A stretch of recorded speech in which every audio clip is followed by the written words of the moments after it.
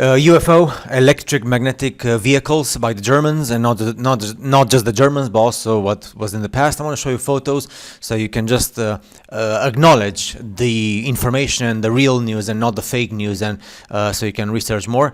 Just want to show the stuff from the Germans before 1945 and afterwards, after 1945, and all these previous 8 years. They're all terrestrial. Also, the Americans and the Canadians and other countries, they did their own engineering because everything is science and engineering with electricity and magnetism, electromagnetic and levitation. Of course, this was in the 1950s, the Germans over Washington, and the Americans, they said this in the 1950s. Afterwards, they changed the whole display of information. Of course, everybody knows about Hyperborea and the forbidden Arctic. There's nothing hidden. I mean, everybody knows about this, even though you and I cannot go. Before the Second World War, even before the First World War, and even before 1900, this was common knowledge and common sense to see electric magnetic flying vehicles and also Zeppelins, and of course not just in the 1800s, but also in the ancient world, where in the Vedas and in the biblical texts and other sacred texts, it's all about superior humanities in their electric magnetic flying vehicles, what we call UFOs. Everybody knows about these documents in German. There's no secret. And of course, these black and white photos from the times. These are the initial things that the German engineers did in the Second World War, and before that, and just after that, and afterwards they developed more. Apologies for showing you interpretations of the reality of the biblical texts, 777, and also the Vedas. And yes, of course, the Bible and the biblical texts. I know for many of the Christians, they don't like this. And not just the Christians, but also other people, because they don't like the reality of the real world. But it's, and of course, when NASA shows us the globe Earth in a sphere mode, what they're actually showing us, is the electric magnetic toroidal field that has this I was called like a sphere obloid, something like that. So the movement, which is the same movement that the UFO, that the electric magnetic flying vehicles are using to fly with super awesome energy, this is like common sense knowledge in the previous humanities, nothing new under the sun. And of course, the Germans use the same stuff. There's plenty of information out there. Public domain, nothing is hidden. And of course, the models and the diagrams and the scientific papers and everything that was found. This is a prototype by the Germans, and this is another prototype by the Germans as well. The whole thing with the vacuum. Again, don't say anti-gravity, say electric magnetic levitation, okay? And it's common sense and it's common knowledge, and for the engineers, this is like ABC kindergarten knowledge, right? Anyway, more to see here, more black and white. Don't forget about the Zeppelins, okay? So both electric magnetic and Zeppelins, super amazing information technology and information and stuff. Don't forget the biblical texts and the Vedic texts, okay? And in the Bible, it's full of electric magnetic flying vehicles and technology and robots and electricity, etc. and the Vedas as well. Again, this is from the Germans, and more from the Germans.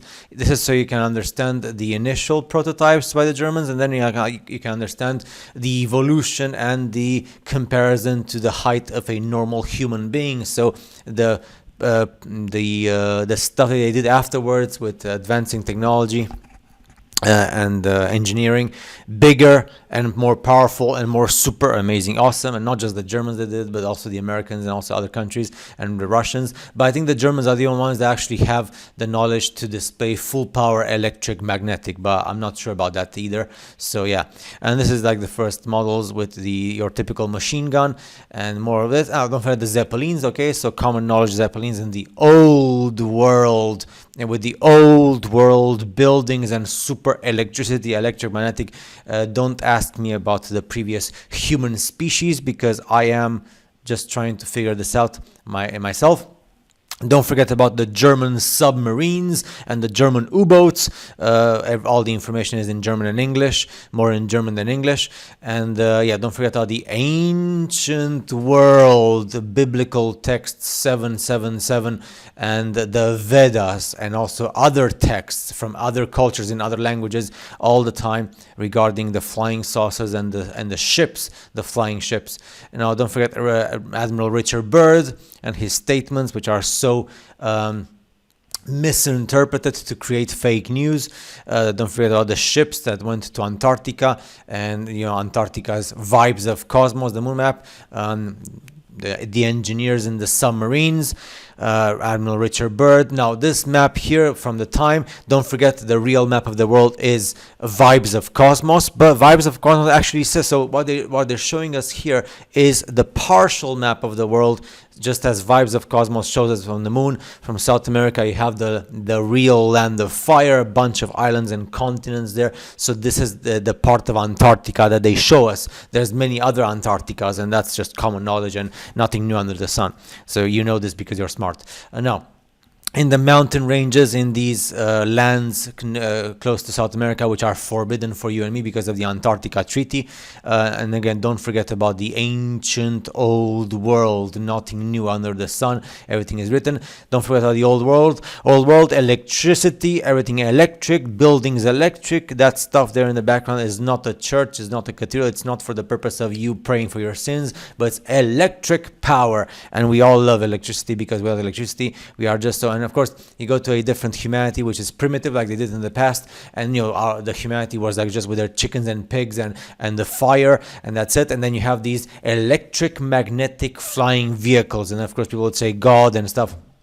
You get the point, right? I know. It's a bit too much for the average person, but this is like boring information now. So it's like common sense since the age of our great, etc. Lots of grandparents before we were even born, and before our clones were born as well in the 1800s. But I just want to show don't let yourself misguided by false prophets, okay, who do all this information about the beings of light and all these extraterrestrials and Pleiadians. Yeah, don't try to be a bit more analytical and realistic. Now, I hope you enjoy these 3D animations so you can understand how they looked like in the 1930s and 40s and 50s. And of course, by now, and this is like I said, it's like they just did what other humanities did before them, nothing new under the sun.